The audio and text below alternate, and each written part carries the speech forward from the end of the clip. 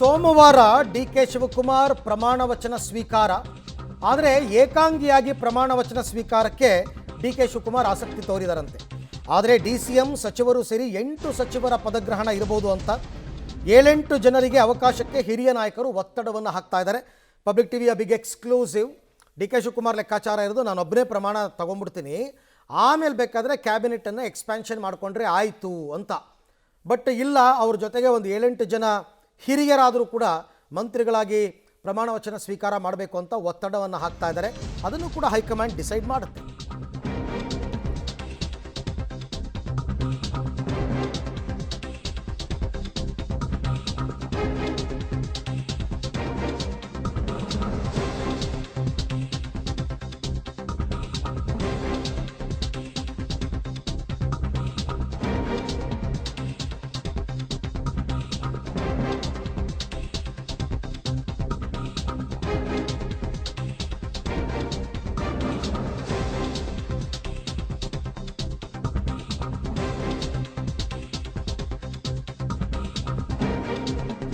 ನೋಡಿ, ಹೈಕಮಾಂಡ್ಗೆ ಹಿರಿಯ ನಾಯಕರು ಒತ್ತಡವನ್ನು ಹಾಕ್ತಾ ಇರೋದೇನೆಂದರೆ, ಡಿ ಕೆ ಶಿವಕುಮಾರ್ ಒಬ್ಬರೇ ಪ್ರಮಾಣ ವಚನ ಸ್ವೀಕಾರ ಮಾಡೋದು ಬೇಡ, ಡಿ ಕೆ ಜೊತೆಗೆ ಕನಿಷ್ಠ 7-8 ಜನ ಸಚಿವರು ಪದಗ್ರಹಣ ಮಾಡಬೇಕು ಅಂತ ಈಗಾಗಲೇ ಹೈಕಮಾಂಡ್ ಮೇಲೆ ಒತ್ತಡ ಹಾಕೋದಕ್ಕೆ ದೆಹಲಿಗೆ ಹಿರಿಯ ಸಚಿವರೆಲ್ಲರೂ ಕೂಡ, ಹಿರಿಯ ನಾಯಕರೆಲ್ಲರೂ ತೆರಳುತ್ತಾ ಇದ್ದಾರೆ.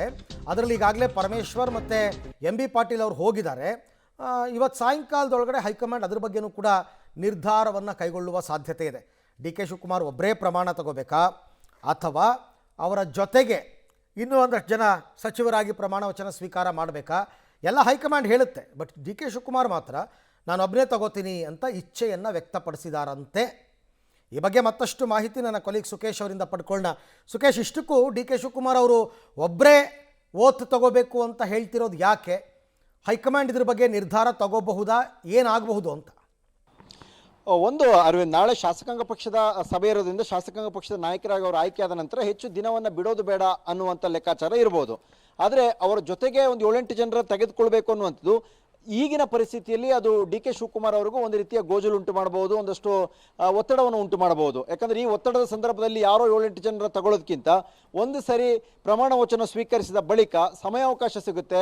ಆ ಸಿಕ್ಕ ಸಮಯಾವಕಾಶದಲ್ಲಿ ಪ್ರದೇಶವಾರು, ಜಾತಿವಾರು ಅಥವಾ ಸೀನಿಯಾರಿಟಿ ಅಥವಾ ಪಕ್ಷಕ್ಕೆ ಅವರು ಕೊಟ್ಟಂಥ ಸೇವೆ ಇವೆಲ್ಲವನ್ನು ಪರಿಗಣಿಸಿ ಒಂದು ಸಮತೋಲಿತವಾದ ಒಂದು ಕ್ಯಾಬಿನೆಟನ್ನು ರಚನೆ ಮಾಡ್ಕೊಳ್ಬಹುದು ಅನ್ನುವಂಥ ಲೆಕ್ಕಾಚಾರದಲ್ಲಿ ಡಿ ಕೆ ಶಿವಕುಮಾರ್ ಇದ್ದಂತೆ ಕಾಣಿಸ್ತಾ ಇದೆ. ಈಗ ಅವರು ಆಯ್ಕೆ ಆಗುವಂಥದ್ದು ಅಥವಾ ಅವರು ಪ್ರಮಾಣ ವಚನ ಸ್ವೀಕರಿಸುವಂಥದ್ದು ದೊಡ್ಡ ವಿಚಾರ ಆಗಲ್ಲ. ಆದರೆ ಅವ್ರ ಜೊತೆಗೆ ಆಯ್ಕೆ ಮಾಡ್ಕೊಳ್ಬೇಕಾದ 8 ಜನ ಏನಾದ್ರು ಇದ್ದಾರೆ ಅನ್ನೋದಾದರೆ ಆ 8 ಜನರನ್ನ ಯಾವ್ಯಾವ ಮಾನದಂಡದ ಮೇಲೆ ಆಯ್ಕೆ ಮಾಡಬೇಕು ಅನ್ನೋದು ಒಂದು ರೀತಿ ವಿವಾದದ ಜೇನುಗೂಡಿದ್ದಂತೆ. ಅದಕ್ಕೆ ಈಗಲೇ ಕೈ ಹಾಕಿಕೊಳ್ಳೋದ್ರ ಬದಲಿಗೆ ಮೊದಲು ಮುಖ್ಯಮಂತ್ರಿಯಾಗಿ ಅಧಿಕಾರವನ್ನು ಸ್ವೀಕರಿಸಿದ ನಂತರದಲ್ಲಿ ಬೇಕಾದ್ರೆ ಸಮಯಾವಕಾಶ ತೆಗೆದುಕೊಂಡ್ರೆ ಒಂದು ವಾರದಲ್ಲಿ ಎಲ್ಲ ರೀತಿಯಲ್ಲೂ ಅಳೆದು ತೂಗಿ ತೀರ್ಮಾನ ಕೈಗೊಳ್ಬೋದು. ಈಗ ಅದಕ್ಕೆ ಹೆಚ್ಚಿನ ಸಮಯಾವಕಾಶ ಇಲ್ಲ. ಯಾಕಂದರೆ ಈಗ ಒತ್ತಡ ಶುರು ಆಯಿತು. ನಾಳೆ CLP ಅಥವಾ ಅಲ್ಲಿಂದ ಆಚೆಗೆ ಮತ್ತೊಂದು ದಿನದಲ್ಲಿ ಅವರು ಮತ್ತೆ ದೆಹಲಿಗೆ ಹೋಗಿ ನಾಯಕರುಗಳನ್ನ ಆಹ್ವಾನ ಕೊಟ್ಟು ಬಂದು ಎಲ್ಲವೂ ಅಂತಿಮ ಮಾಡ್ಕೊಳ್ಳೋಕ್ಕೆ ಒಂದು ಅವಕಾಶ ಕಡಿಮೆ ಇರೋದ್ರಿಂದ ತರಾತುರಿಯಲ್ಲಿ ಬೇಡ ಅನ್ನುವಂಥ ತೀರ್ಮಾನಕ್ಕೆ ಡಿ ಕೆ ಶಿವಕುಮಾರ್ ಬಂದಂತೆ ಕಾಣಿಸ್ತಾ ಇದೆ.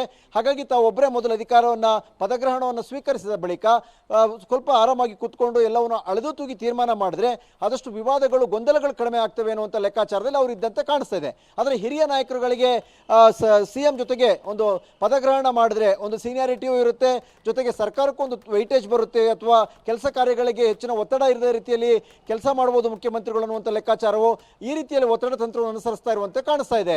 Aravind, right, thank you Sukesh, ತಮ್ಮ ಎಲ್ಲ ಮಾಹಿತಿಗಾಗಿ ಧನ್ಯವಾದ. ನೋಡಿ, ಈ ಎಲ್ಲ ಗೊಂದಲಗಳಿಗೂ ನಿಧಾನಕ್ಕೆ ತೆರೆ ಬೀಳ್ತಾ ಹೋಗುತ್ತೆ. ಈ ನಡುವೆ ದೆಹಲಿಯಲ್ಲಿ ಖರ್ಗೆ ಅವರನ್ನು ಭೇಟಿಯಾಗಿದ್ದಾರೆ ಡಿ ಕೆ ಶಿವಕುಮಾರ್.